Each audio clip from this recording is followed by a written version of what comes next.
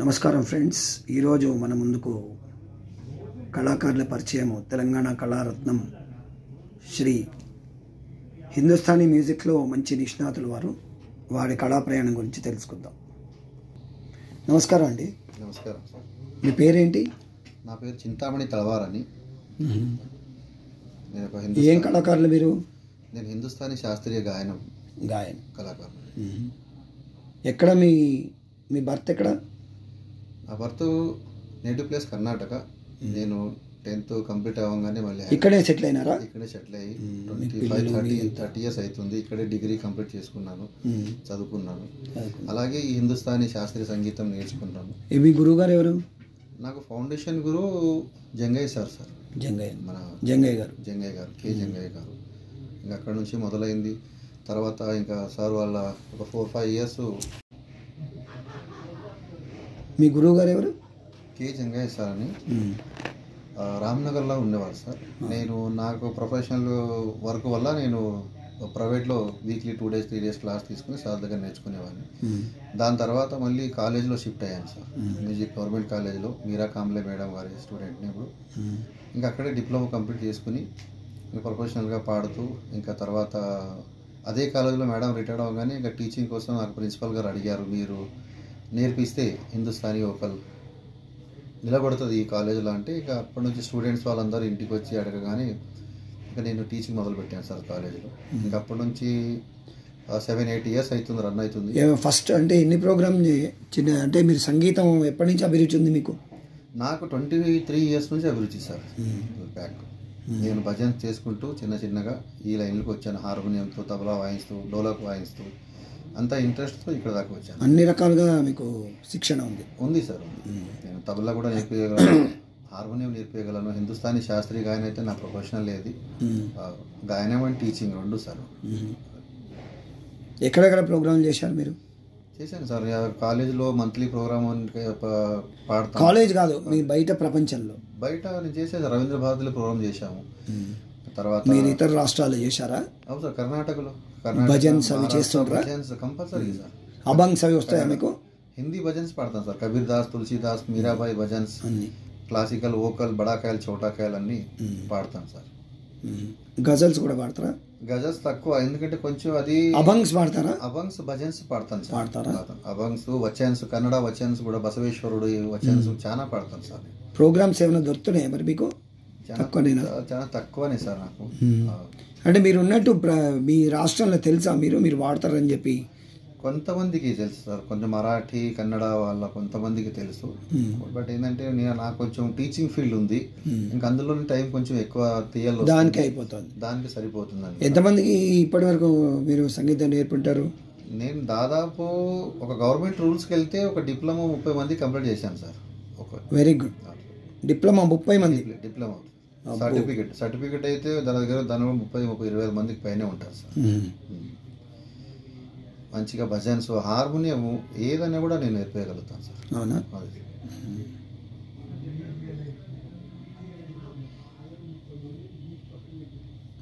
ఏదైనా ఒక చిన్న బిట్ అందుకోండి.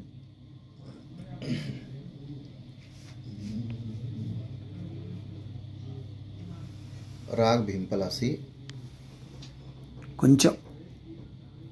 जा रे अपने मंदिरवा, जा रे अपने मंदिरवा, जा रे अपने मंदिरवा, सोना पावे मोरी सासन नदिया, सोना पावे मोरी सासन नदिया, जा रे अपने मंदिरवा, जा रे अपने मंदिरवा, जा सुनो सदा रंग तुमको चाहत है, सुनो सदा रंग तुमको चाहत है, क्या तुम हमको छगन दिया,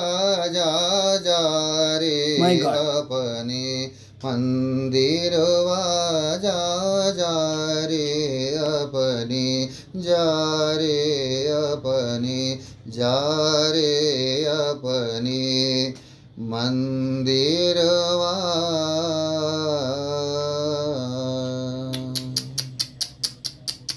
సెల్యూట్. ధన్యవాదాలు. చాలా.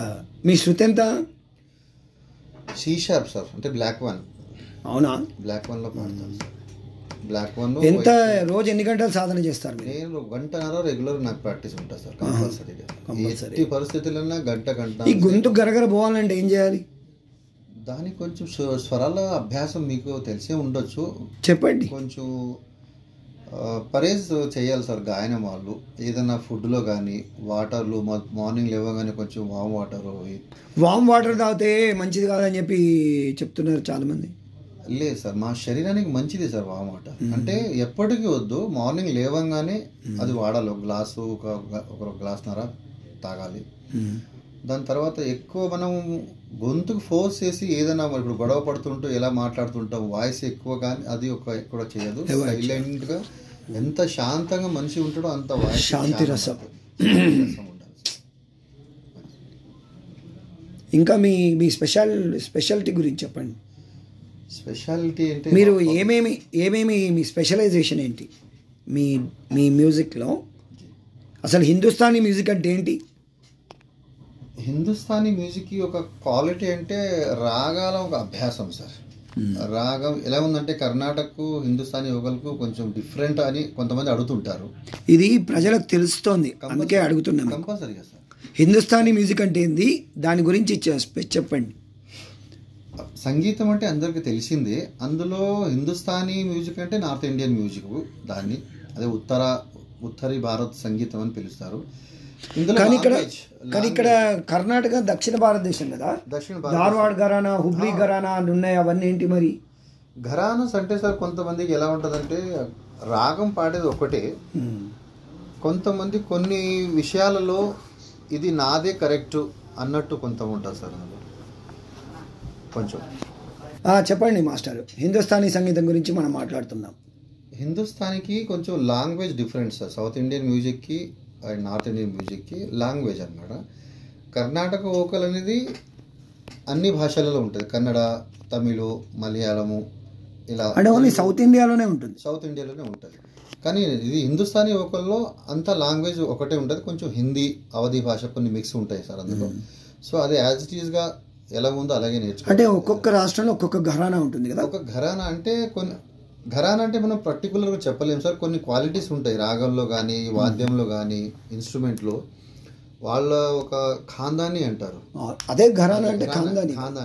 వాళ్ళ బట్టి ఒక ఆవిష్కారం చేసిన కొన్ని రాగాల ఫ్రేజెస్ కానీ, ఆ రాగంలో ఒక క్వాలిటీస్ కానీ, తబలాలో తాళ్ళు కూడా ఒక ఘరానలో కొన్ని కాయిదాలు కానీ వాళ్ళు ఆవిష్కారం చేస్తే కొత్తగా.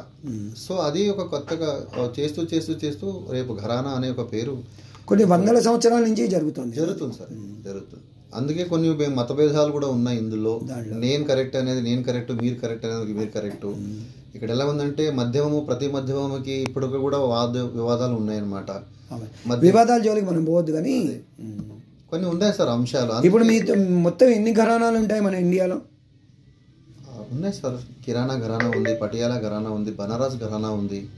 సో ఇలా ఇంకా చెప్పండి. ఇంకా లక్నో ఘరానా ఉంది. ఈ వెస్ట్ బెంగాల్ ఏం ఘరానా ఉంది? పటియాలా ఘరానా అంటారు సార్ దాన్ని. పటియాలా ఘరానా బడే గులాం అలీ ఖాన్ వాళ్ళు ఆవిష్కారం చేశారు. పటియాలా అంటే అక్కడ కదా, పంజాబ్ కదా. పంజాబ్ నుంచే కదా సార్. అప్పుడు అంతే భారత్ పాకిస్తాన్ కలిసే ఉండేది కదా సార్. వెస్ట్ బెంగాల్లో ఇప్పుడు రవిశంకర్ గారు వాయిస్తారు కదా, అది ఏం ఘరానా? అది మీకు ఐడియా ఉందా? అంత ఐడియా తెలియదు. ఓకే, మీదేం ఘరానా? అది కిరాణా ఘరానా సార్. కిరాణా ఎక్కడది? కిరాణా ఘరానా అదే మన కవి అమీర్ అబ్దుల్ ఖాన్ అని ఆవిష్కారం చేసింది. దాని తర్వాత మన సిలబస్ అయితే విష్ణు నారాయణ భాత్ఖండే ఆవిష్కారం చేసింది. అంతా మనం మీరు నేర్చుకున్నదంతా కూడా మీ గురువు గారు కిరాణా ఘరానా. మీ గురువు గారు. ఇప్పుడు ధార్వాడ్కు, హుబ్లీకి ఇప్పుడు భీమ్సేన్ జోషి గారిది ఏం ఘరానా? కిరాణా ఘరానా సార్. ఆయన కూడా కిరాణా ఘరానా. ఇప్పుడు పర్వీన్ సుల్తానా గారిది ఆవిడ వేరే, కొంచెం వేరే ఉంటుంది. వేరే ఉంటుంది. ఓ అంత ప్యూర్లీ శాస్త్రీయ సంగీతం అన్నట్టు ఇది. చాలా రాగము.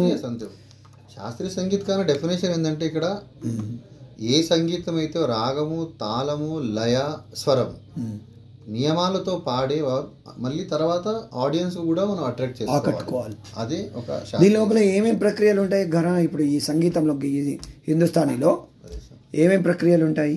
ఇప్పుడు రాగము, ఆలాపు, అదే సార్, ఇంకా ఏమేమి ఉంటాయి?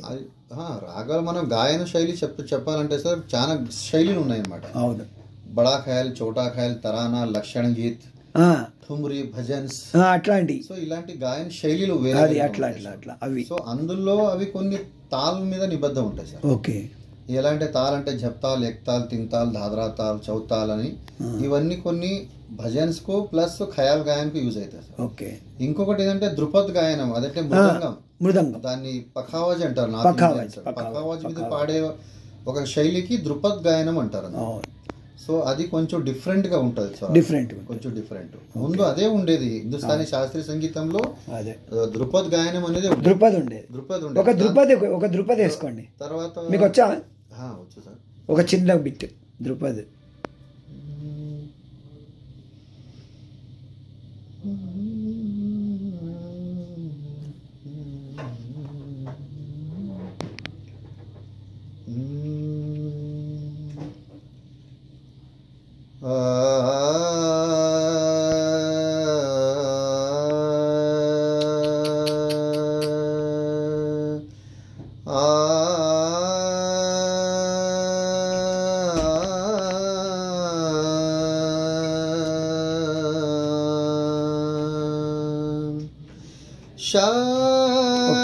One minute. ఓకే. అయితే హిందుస్థానీలో అన్ని రకాలు ఉంటాయి సార్. అదే చాలా రకాలుగా ఉన్నాయి సార్. మీరు అన్ని వాడగలరా? మీరు అంటే నేను గాయనం కాబట్టి మీకు ఫౌండేషన్ హార్మోనియం బాగా అన్ని తబలా కూడా అంటే పర్ఫెక్ట్గా అన్ని రకాలుగా మీరు చెప్పాలి సార్, చెప్పగలరు. టీచింగ్ చెప్పాలి. ఎంతమందికి ఇప్పటివరకు ట్రైనింగ్ ఇచ్చారు?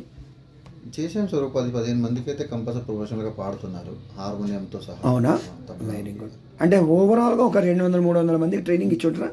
నాకు దగ్గర 300 స్టూడెంట్ అయితే ఉన్నారు. కొంతమంది కొన్ని రోజులు తీసుకుంటారు. ఓకే. అది ఓవరాల్గా ఉంటుంది సార్. ఒక 500 మందికి ఇచ్చారా కంపల్సరీగా సార్? మీ మొత్తం ఈ 8 ఏళ్ల ప్రయాణంలో, ఈ 23 సంవత్సరాల? కంపల్సరీగా సార్. అదే కంపల్సరీ.